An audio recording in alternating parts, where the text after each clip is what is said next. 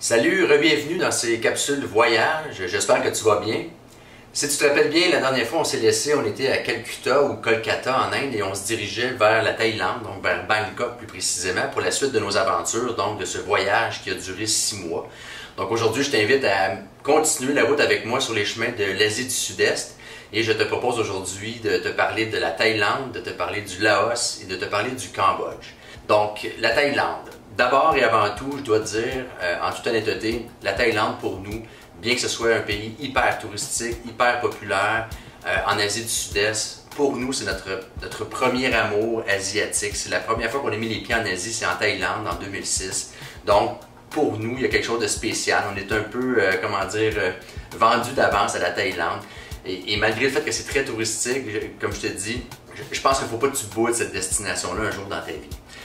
Pour moi, la Thaïlande, c'est un peu la porte d'entrée pour un voyage en Asie du Sud-Est ou pour une première expérience en Asie tout court. Simplement parce que c'est un pays qui est très facilitant pour le tourisme.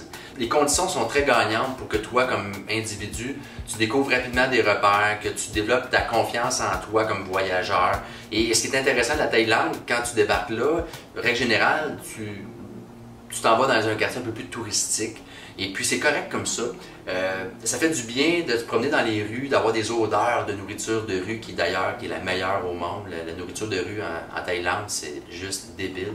Et le pad thai que tu vas manger sur la rue à 1$, il est meilleur que celui que tu vas payer 30$ dans un chic restaurant thaïlandais inabordable ici à Montréal. Donc oui, tu croises des touristes, mais tu es dans un autre pays, tu sens que tu es en Asie, tu le sens, tu le ressens, mais de voir quelques Occidentaux qui se promènent ici et là, déjà là, ça absorbe bien, je trouve, le choc culturel, si tu as à avoir un choc, évidemment. Nous, la première fois qu'on est allé là, on est débarqué en plein milieu de la nuit, on n'avait réservé aucune chambre, puis on avait réussi à trouver une chambre vers 1h30 du matin, puis on a fait la fête sur la rue jusqu'à 3-4 heures. De toute façon, le décalage t'emporte, hein, parce que c'est quand même 12 heures de décalage, hein, même en Inde, c'est une dizaine d'heures, donc faut que tu prévois ça. Ça se peut que les 2 premières nuits, tu ne dormes pas trop.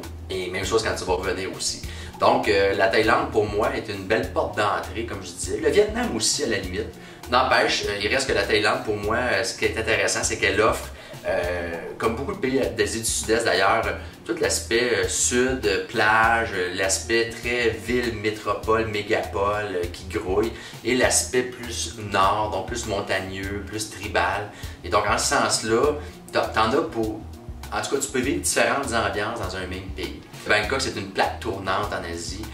Beaucoup de gens vont transiter par là pour repartir ailleurs dans le monde. Donc, certains vont s'arrêter 2-3 jours. Donc, ça fait que c'est très vivant. Donc, tu as l'aspect très moderne, mégapole, qui avance à une vitesse de fou. Mais tu as aussi tout l'aspect traditionnel, je dirais, de par les temples. Donc, la religion bouddhiste, évidemment, je t'apprends rien en te parlant de la religion bouddhiste en Asie du Sud-Est. Mais cette cohabitation-là rend ça intéressant. Donc, je vais te parler de Bangkok tout de suite, rapidement. Nous, ce qu'on a fait, on s'est dirigé, comme je disais tantôt, donc dans Soi Rambutri, qui est un quartier un peu plus touristique, très charmant, beaucoup d'arbres, beaucoup de végétation, de bonne musique, tu rencontres toutes sortes de voyageurs. Cette vibe-là voyageuse est très intéressante aussi quand tu pars en voyage. Et puis que ça fasse longtemps que tu sois parti ou que tu viens tout juste d'arriver, c'est intéressant, il y a quelque chose qui se passe là. D'ailleurs, le mot Soi, S-O-I, signifie un peu comme, c'est un peu l'équivalent de dire quartier, tu sais, le Soi numéro 23, donc le quartier numéro 23. Je pense que je serais pas game de traverser Montréal 4 fois dans une journée, mais quand tu es ailleurs à Bangkok, ou n'importe où ailleurs, Malaisie, Kuala Lumpur, tu le fais. Hein? Tu as juste ça à faire de toute façon, découvrir, alors tu te laisses aller. Outre le fait de se promener et tout ça, d'aller dans les marchés, on a beaucoup aimé tout ce qui est temple, donc tout l'aspect du temple royal qui est près des quartiers plus touristiques, le quartier de Banglam Phu aussi, Soi Rambutri, donc c'est des quartiers plus fréquentés. Et ça, c'est tout juste à côté de la rivière Chao Phraya ou Chao Phraya, ça dépend comment tu le prononces. Et cette rivière-là, des bateaux à long tailboat qu'on appelle, donc avec des moteurs à longue queue, c'est comme des grandes tiges avec les au bout. Puis ce qui est intéressant en fin de journée, c'est que tu prends un bateau comme ça et tu t'en vas dans les klongs. Les klongs, c'est donc des quartiers. Il n'y a pas de rue en fait, c'est des canaux. Hein? C'est des canaux un peu comme à Venise, je vais dire ça comme ça. D'ailleurs, je me demande si d'ailleurs Bangkok n'a pas déjà été baptisé la Venise de l'Orient, mais j'ai l'impression que je me trompe, mais en tout cas, ça serait pas faux non plus de faire ce parallèle-là avec Bangkok.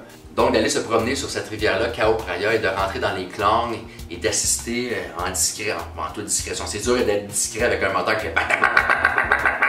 N'empêche, les gens sont habitués d'entendre le moteur des bateaux, donc peut-être ça devient un peu insignifiant pour eux. N'empêche que tu accèdes à une vie fluviale, j'aurais le goût de dire, une vie un peu plus reculée, qui sort de ton ordinaire. Et donc, cette balade-là, vraiment, c'est un must à faire. Évidemment, tu as les marchés flottants que tu as probablement déjà entendus. Malheureusement, on n'est pas allé, nous, mais on se le promet bien éventuellement avec les enfants. Des bateaux qui s'accostent mutuellement pour faire des échanges. Ça, on l'a vécu au Vietnam, je t'en parlerai dans une prochaine capsule. Ça, c'était vraiment une expérience hallucinante. Ce qui est intéressant à Bangkok, c'est l'expérience du tuk-tuk ou de la moto-taxi.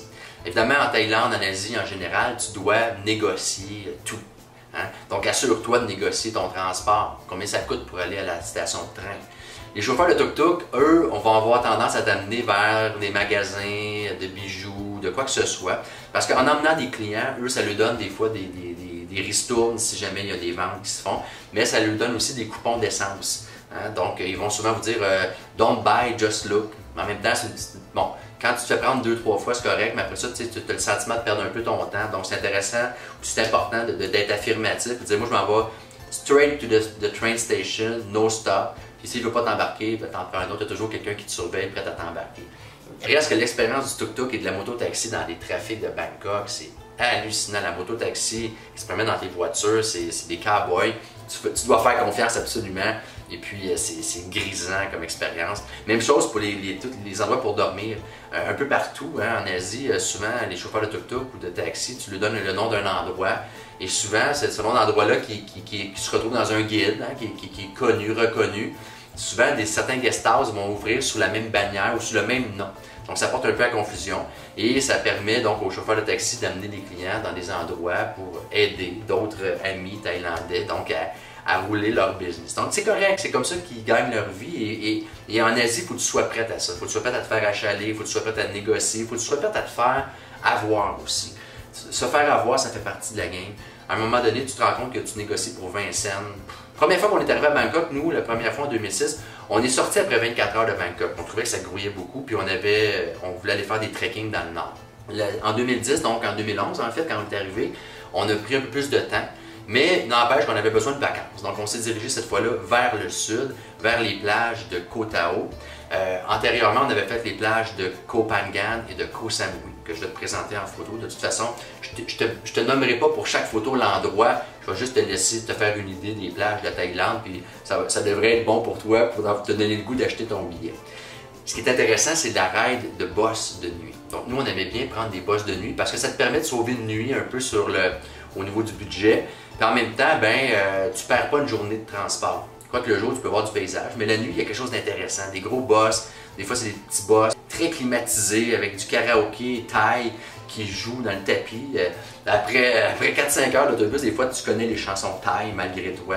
Puis, le boss de nuit est super intéressant. Nous, on est parti de Bangkok, donc on allait vers... je vais te faire ça avec mes mains, mais tu sais, tu as la péninsule thaïlandaise qui descend dans le sud, dans la mer d'Andaman. Et d'un côté, donc, tu as le golfe de la Thaïlande et de l'autre côté, tu as la mer d'Andaman. Et du côté du golfe, donc, tu as les îles de Koh Tao, Koh Samui, Koh Phangan. Et de l'autre côté, donc, près de la province de Krabi, donc, dans la province de Krabi, en fait, tu as Koh Phi Phi, tu as Phuket, que tu as peut-être déjà entendu, et autres îles comme ça, Koh Lanta. Bon, c'est plein d'îles extraordinaires. Donc, on est parti, on est descendu en bosse de nuit, et on s'était fait dire, donc, qu'on était pour se faire arrêter en plein milieu du chemin. Nous, on l'avait vécu en 2006, donc on s'attendait un peu à ça. Donc, à 4 heures du matin, l'autobus arrête. Puis là, il crie Koh Tao, Tao, Tao. Nous, on sort, on sait que c'est Koh Tao. On débarque, on attend sur le bord du chemin. Il y a 2-3 boui-boui dans les alentours, mais c'est très campagne, très noir. Et puis, t'attends. En effet, vers 5 heures du matin, il y a un pick-up qui arrive, puis il nous ramasse, les 3-4 touristes. Et lui, il va nous amener vers le port, d'où va partir notre speedboat, donc le bateau grande vitesse, qui va nous amener vers l'île en question. Donc, cette expérience-là du boss de nuit, de se faire déposer en plein milieu de la nuit, quand tu n'as jamais vécu ça, il y a quelque chose d'assez spécial. Quand je disais en introduction qu'il faut savoir être vigilant tout en faisant confiance, quand un pick-up vient te ramasser et qu'il te dit c'est moi qui t'amène, puis qu'il se promène dans les petites rues, c'est dur de remettre en question le chauffeur, de dire t'es sûr que c'est à gauche, il fallait tourner, t'es pas chez vous. Donc tu te laisses tu apprends à t'abandonner un petit peu tout en étant vigilant. Et donc, c'est une nuit blanche, assurément. Mais une fois rendu sur l'île, ben, tu trouves une chambre, puis souvent, moi, ce que je recommande, ben, c'est prends le reste de ton avant-midi pour faire une bonne sieste, relève-toi avant midi, puis recommence ta journée, puis on n'en parle plus, tu as récupéré ton sommeil. Côte-à-Haut, super bel endroit pour faire de la plongée, vraiment. Te louer, en fait, toutes les îles, te louer un scooter, ça coûte pas cher. Tu pars à l'aventure, tu découvres par toi-même. Cet aspect-là est super intéressant. Évidemment, tu as toujours un aspect très festif dans les plages, dépendamment où tu te tiens. Donc, il y a des moments où tu as le goût d'être tranquille, dans des endroits très paradisiaques, mais très peu fréquentés, au même titre que des fois, c'est le fun de se retrouver dans des endroits où ça grouille un peu plus. Tu as sûrement déjà entendu parler du Full Moon Party, qui est une espèce de rave qui se déroule sur une plage de même pas 1 kilomètre de long. Et à toutes les pleines lunes, d'environ entre 7 et 10 000 personnes que je me suis laissé dire, qui sont là sur le Sunrise Beach, donc la plage où le soleil se lève. Évidemment, je t'épargne un peu toute la dynamique de ce genre de party-là, mais je pense que c'est un must-do une fois dans ta vie. Donc, Côte-à-Haut, Koh Samui, Koh Phangan, des endroits super intéressants. Et là, si tu veux partir, comme je te disais, des îles, d'un côté de la péninsule est ici, vers ces îles-là. Quand je te disais que c'est facilitant le transport, là, je te donne un exemple. Alors moi, j'achète mon billet à mon guest house où je fais dodo. Je dis, bon, mais moi, je pars de Côte-à-Haut, puis je m'en vais à Koh Lanta, l'autre côté de la péninsule. Alors eux, ils savent que je vais prendre un bateau jusque sur la terre ferme, que je vais prendre un autobus jusque l'autre côté de la péninsule et que je vais prendre un bateau. Quand j'arrive sur la terre ferme, si je me trompe d'autobus, c'est sûr qu'un Thaïlandais va me le dire parce que j'ai un petit collant ici qui m'indique ma destination finale. Donc, tout est organisé. Fait que je ne peux pas prendre le mauvais bord. Je ne dis pas que tu peux pas, que ça ne peut pas arriver, mais moindrement que tu es à ton affaire, il y a toujours quelqu'un qui va surveiller ça. Tu embarques dans le bon autobus. Rendu au port, si tu n'embarques pas dans le bon bateau, ben, ils vont te le dire. Ça m'est même déjà arrivé, moi, en pleine mer, qu'on change de bateau. Parce que les bateaux se rencontraient pour switcher les touristes, pour repartir dans des îles différentes. Cette expérience-là, c'est capoté.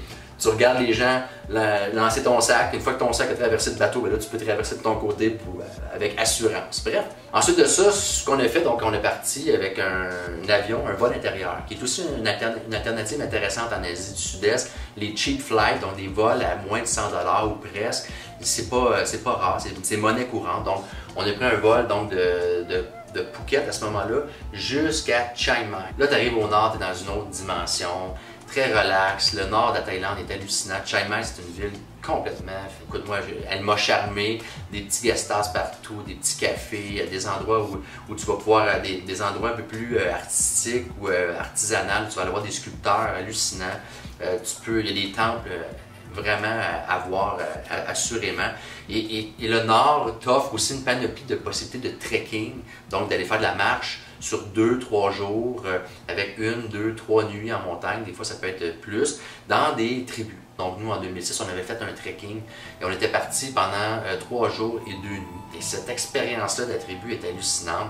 Tu marches dans la jungle, premièrement, tu n'as jamais vu ta jungle de ta vie, tu croises des cascades hallucinantes et tu arrives à la tombée du jour, parce que le jour tombe très rapidement en Asie. Il n'y a pas de...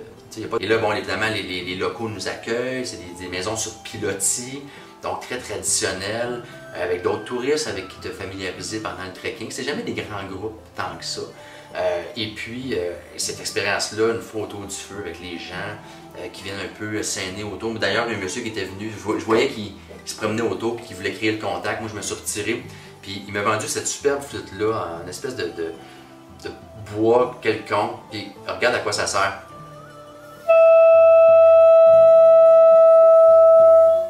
Ça, c'est pour s'appeler de par les montagnes. Donc, ça crée une espèce de bruit. Donc, c'est une façon de communiquer de par les montagnes. J'en ai vu aussi beaucoup au Vietnam de ça. À un moment donné, moi et ma blonde, on a décidé qu'on voulait aller rencontrer les gens. Donc, on est allé cogner dans une maison. Ils étaient tous assis sur leur espèce de paillasse à faire cuire le poisson. Ils nous ont accueillis avec une générosité incroyable. Nous, on avait amené des petits jouets, des petits crayons, des choses, des petites barrettes pour les filles, des crayons pour un peu de données, offrir. Ça crée le contact. Évidemment, on ne se comprend pas.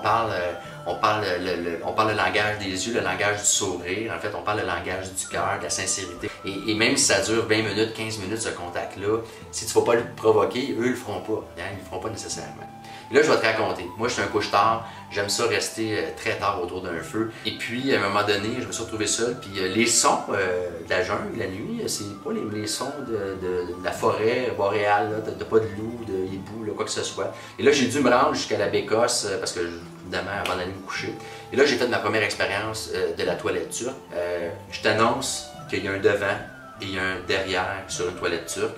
Et je te dirais qu'après une journée de marche de 7 heures, les mollets et les cuisses, une fois que tu es accroupi en position simiesque pour faire ce que tu as à faire, les muscles relâchent complètement et abandonnent ton corps définitivement. Donc, je te laisse imaginer la suite. Le nord, c'était un peu notre dernier arrêt en Thaïlande avant de traverser au Laos. Ce qui est intéressant, c'est que pas loin de Chiang Mai, tu as la ville de Chiang Khong, qui est aux abords du Mekong. Le Mekong qui est un fleuve sacré, un peu comme le Gange en Inde. C'est un fleuve de 4350 km de long qui prend sa source dans les Himalayas et qui va se déverser dans la mer de Chine méridionale. Et c'est un fleuve frontière entre le Laos et la Thaïlande. Tu traverses le matin avec une petite chaloupe, le Mekong, qui n'est pas très large à cette hauteur-là. Sur l'autre rive, c'est le Laos.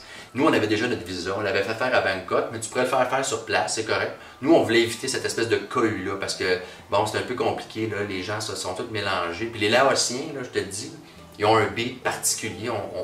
Tu vas sûrement entendre parler du beat Lao. C'est très relax, les Laotiens, il n'y a rien qui presse. Fait que nous, on avait déjà notre visa, mais c'était intéressant de changer de pays en traversant une rivière. Il y a quelque chose de particulier là-dedans. Et donc, nous, on s'enlignait pour faire un 2 jours de slow boat, donc dans les immenses bateaux, des très longs bateaux qui ressemblent étrangement à une grange, que j'ai adoré. Puis tu en as pour 2 jours à vraiment te laisser bercer sur le Mekong, et en ce sens-là, c'est vraiment excellent. Moi, je suis allé m'installer à l'arrière où ils mettent les sacs à dos des voyageurs. Il y a comme une petite cuisinette pour la famille qui tient ce bateau-là. Moi, j'ai élu domicile dans cet endroit-là pour lire. Puis aussi d'essayer de jouer cet instrument-là que je m'étais procuré au marché de nuit de Chiang Mai. Ça, c'est vraiment, il faut que tu ailles là un jour. Alors, je t'en joue un petit extrait.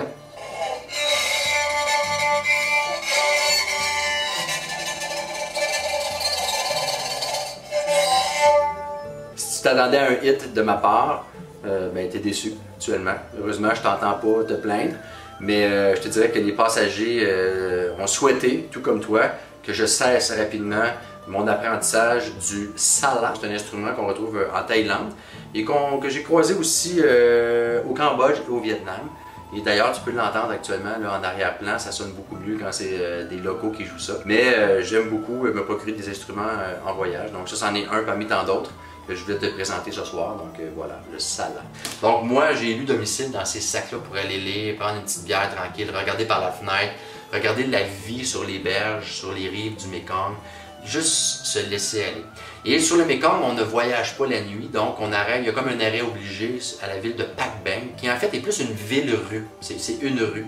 Et tous les bateaux qui arrivent soit de Luang Prabang, la ville où on se dirige, où je t'amène tranquillement, ou que tu arrives de Chiang Khong, tous les bateaux doivent arrêter là pour la nuit. Alors, c'est un endroit où, évidemment, il faut que tu cours pour chercher une chambre si tu n'as pas réservé. Puis ce que j'ai trouvé particulier, parce qu'il ne faut pas t'oublier qu'on est au nord de la Thaïlande, donc on est dans le triangle d'or, donc le triangle où pousse l'opium, donc avec la Birmanie, la Chine et la Thaïlande. Et il y avait 3 petits garçons d'à peine 10 ans qui m'offraient « Opium, sir? Opium, sir? Opium, sir? » J'étais comme, mon Dieu Seigneur, particulier. Mais on a découvert donc dans cet arrêt-là de 24 heures, d'à peine 24 heures, en fait même pas le temps d'une nuit, on a croisé une petite délégation d'Espagnols, de Portugais et un gars aussi un Acadien. Et on s'est retrouvés, on était à peu près 7-8, puis on a poursuivi notre voyage pendant à peu près 3 jours, donc à Luang Prabang. Luang Prabang, un bijou de ville qui est protégé par l'UNESCO, donc c'est protégé au patrimoine mondial de l'UNESCO. C'est un endroit émaillé de temples un peu partout, il y a des moines, je pense que c'est la ville d'Asie du Sud-Est où il y a une plus grande concentration de moines. Tu te loues un petit vélo tranquille, tu t'en vas, tu déjeunes, la baguette de pain, le café, il y a une facture française de l'Indochine qui est encore bien présente là. Bref, c'est très très charmant, Luang Prabang. Tu peux facilement t'accrocher les pieds là 5-6 jours pour relaxer. Les guest houses sont sublimes, c'est toute beauté, tu as le Mekong à côté. Luang Prabang peut être un excellent point de départ aussi pour partir plus au nord, dans les trekking un peu plus extrêmes, dans les régions un peu plus reculées du Laos, donc des tribus un peu plus reculées. Et aussi, c'est un point de départ aussi pour aller visiter des superbes chutes de Quang Si, qui valent vraiment le détour pour une baignade. Il fait chaud en Asie du Sud-Est. Évidemment, la période idéale pour voyager en Asie du Sud-Est, je te dirais que c'est entre octobre octobre puis mai à peu près, donc l'hiver. Hein. Ensuite de ça, on s'est dirigé vers la ville de Vang Vieng, un petit village, je te dirais, sur le bord de la rivière Nam Son, avec en arrière-plan des immenses montagnes de formation karstique où tu pars en moto dans les montagnes. Et vraiment, tu fais des rencontres hallucinantes, tu arrêtes de manger chez des gens qui tiennent des petits restaurants, des petites familles. Bon, c'est des rencontres uniques, mais dans un endroit très campagne. Le Laos, c'est très campagne. Le Cambodge aussi, je vais y revenir tantôt. Vang Vieng, c'est un endroit justement où on s'est laissé aller un petit peu à la farniente, aller se promener, lire, écrire, prendre le temps. Ensuite de ça, on s'est dirigé vers Vientiane, qui est la capitale, qui est très intéressante, que je n'ai pas trouvé plus charmante qu'il faut. Mais n'empêche, je suis content d'être passé par là. Ce qui m'intéressait, c'était par la suite le plateau des Boloven, donc plus on descendait vers le nord du Laos. Le plateau des Boloven, ça le dit, c'est un plateau où il y a beaucoup de cultures de café, de thé. Donc, ce qu'on a fait, nous, c'est qu'on est arrivé à Paksé, qui est une ville transit un peu. On a laissé notre gros bagage dans une chambre d'hôtel qu'on avait louée. Et on a loué une moto, on s'est fait un petit sac de jour. On est parti pour 2 jours, 1 nuit.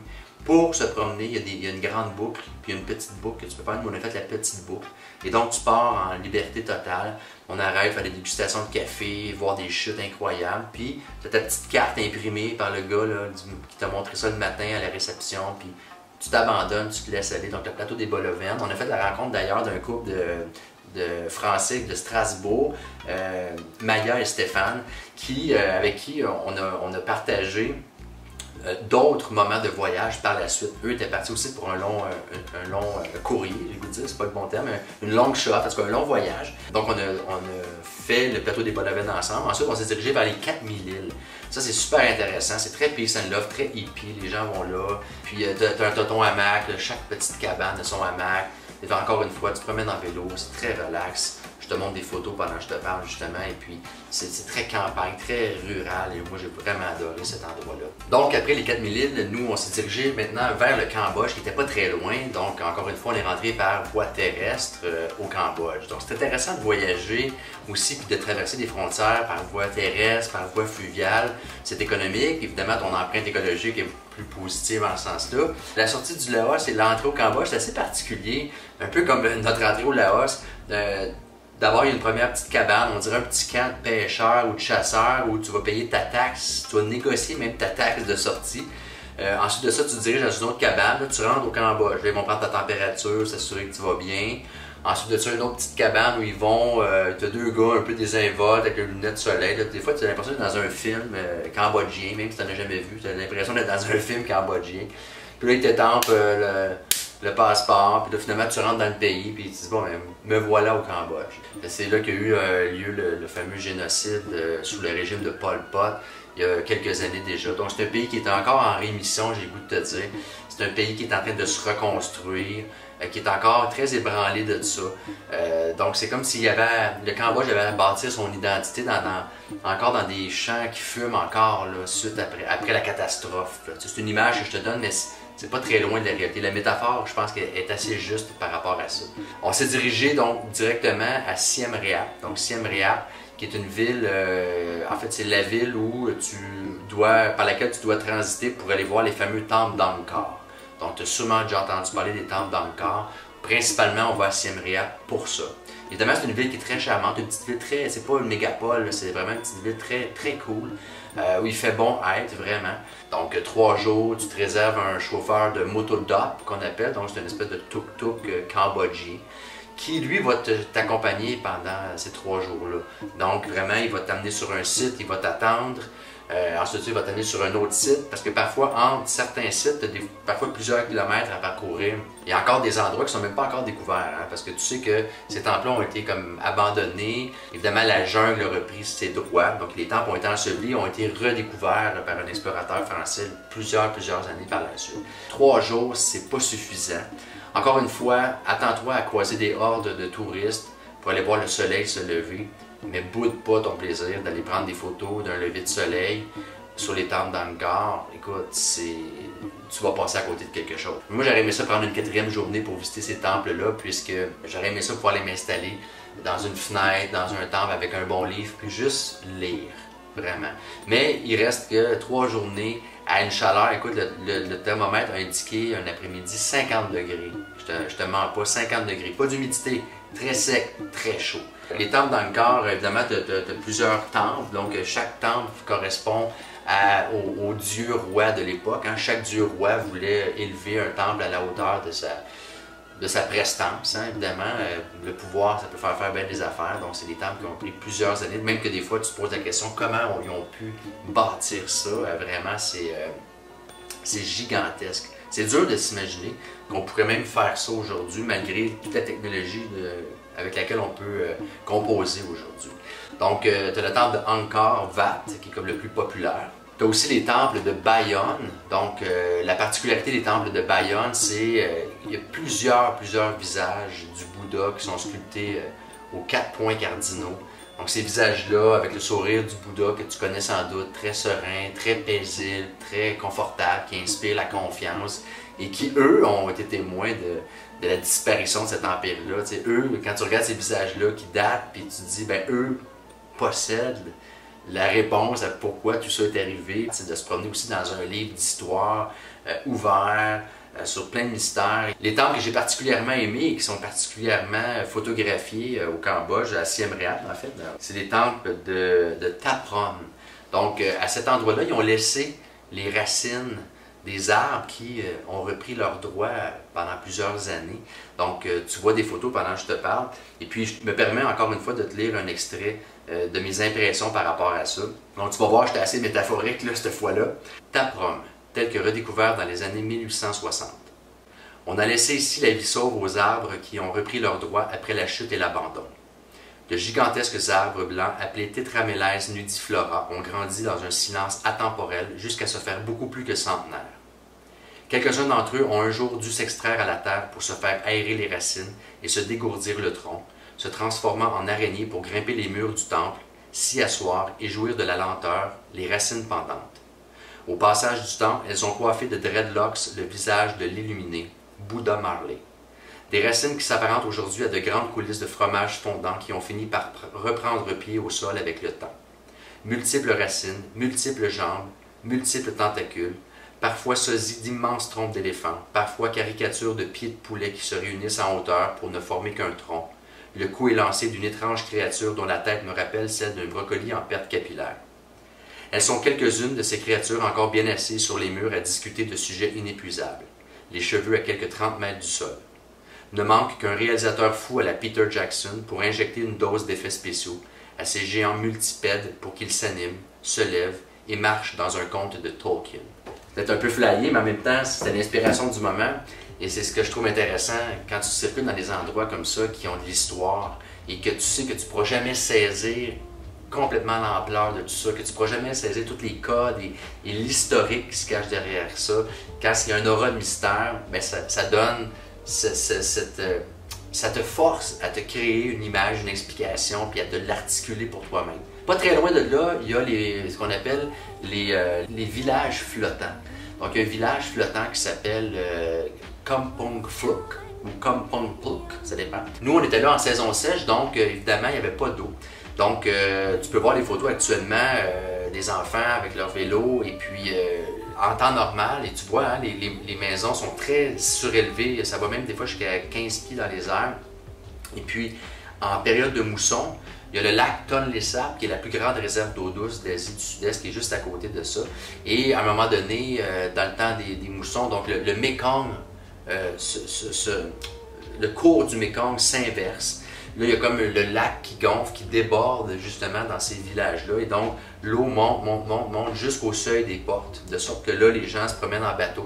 Mais en saison sèche, l'eau regagne le lac et donc disparaît. Là, ça devient comme une espèce de rue. Donc, cette vie-là particulière, je me suis senti particulièrement mal dans cet endroit-là, que j'ai trouvé fascinant. J'avais le goût de tout prendre en photo, mais en même temps, c'est très pauvre. Puis pourtant, j'étais habillé tout sale, mais je pense qu'avec mon appareil photo, j'aurais pu rénover peut-être deux, trois maisons, tu sais, ça. J'ai eu un rapport particulier à cet endroit-là qui était super intéressant, mais bref, un contact avec la pauvreté. Puis pourtant, c'est pas parce que je n'avais pas eu des contacts avec la pauvreté. Là, en Inde, j'en ai eu beaucoup. à bien des endroits en fait. Mais cette fois-là, peut-être j'étais plus fragile, mais ça me rentrait dedans un peu plus. Donc après Siem Reap, on s'est dirigé donc vers Phnom Penh, la capitale. Nous, on s'est laissé aller par la visite. Je te parlais du génocide tantôt, donc à Phnom Penh, de la prison S21, donc que tu dois absolument aller voir si tu passes par là, que ça fait beaucoup réfléchir. C'est une école primaire, en fait, qui a été convertie en centre de torture. Donc, évidemment, je t'épargne les détails. Regarde, je vais te donner un exemple. La prison S21, comme telle. Écoute, on parle entre quelques 14 et 15 000 Cambodgiens qui ont perdu la vie à cet endroit-là. Ça donne une idée. Hein? Et l'idée, c'était de faire un retour à la terre, donc un retour à l'agriculture. Je te donne ça très vulgairement, là. Donc, l'idée, c'était aussi de décontaminer le Cambodge de tous les intellectuels, artistes, des gens qui auraient pu être influencés par l'Occident. L'idée, c'était de décontaminer, on va dire, le Cambodge de son élite pour un retour, justement, à la terre. Donc, malheureusement, ça a eu des conséquences affreuses. Et on a aussi visité, donc, ce qu'on appelle les Killing Fields, donc les champs de la mort, si je peux traduire ça comme ça. On en compte 343 de par le Cambodge. Et l'endroit, nous, on a visité, donc le Killing Field qu'on a visité, c'était le Killing Field de Chong Huk. Des fois, je prononce mal le cambodgien. Là, je suis sur l'espagnol ces temps-ci, ça se peut que mon accent. Bref, 2 millions de morts. Alors, imagine. Donc, tu visites ces endroits-là qui sont quand même empreints d'une tristesse et d'un drame incroyable. Mais je pense que d'y aller, même si c'est très éprouvant, c'est une manière peut-être le mieux qu'on peut faire pour rendre hommage à ces pauvres victimes innocentes. Là. Le Cambodge, un pays étrange, charmant, qui m'a laissé avec un goût de revenir, avec un goût En fait, la tristesse de l'histoire du Cambodge récente m'ont été consolés par le sourire des Cambodgiens qui, eux, vont de l'avant, puis avec une jeunesse qui est effervescente et qui veut bâtir le Cambodge de demain. Donc, je me promets d'y retourner pour voir comment tout ça va évoluer. Je te laisse ce soir là-dessus. Avec un petit cue, nous on est parti donc du Cambodge pour aller vers le Vietnam par le delta du Mekong, donc encore une fois par la voie fluviale, et je t'en parle dans la prochaine capsule, mais j'aimerais te faire quelques suggestions de lecture si tu es d'accord. Tantôt je t'ai parlé donc du régime des Khmers rouges, alors si jamais tu as la chance de lire ceci, ça s'intitule « D'abord, ils ont tué mon père ». Donc c'est un livre que je me suis procuré sur place à Siem Reap. Est-ce que ce livre-là existe? C'est aux éditions Plomb. PLON, donc peut-être tu pourrais regarder avec ta bibliothèque ou peut-être le commander sur Internet. C'est une lecture choc à faire. Et tantôt, en Thaïlande, je t'ai pas parlé de cet endroit-là, mais c'est un superbe endroit, ça s'appelle Kanchanaburi. C'est aux frontières du Myanmar et c'est là que se trouve le fameux pont de la rivière Kwai, dont Pierre Boulle a écrit un livre justement à raconter l'histoire. Donc c'est un roman historique qui se déroule pendant la Seconde Guerre mondiale alors que les Japonais ont mis des milliers de prisonniers anglais à contribution, évidemment dans des conditions atroces, pour construire la voie ferrée entre Bangkok et Rangoon. Rangoon qui est l'ancienne capitale du Myanmar, donc la Birmanie. Sur ce, j'espère que tu as eu du plaisir à voyager avec moi en Thaïlande, au Laos et au Cambodge. Et dans ma prochaine capsule, je t'amène au Vietnam. Je vais faire un petit saut de puce rapide en Malaisie, à Singapour et évidemment, je t'amène aussi à Bali. Et puis voilà, j'espère que tu seras au rendez-vous. Je te souhaite une superbe journée. À la prochaine.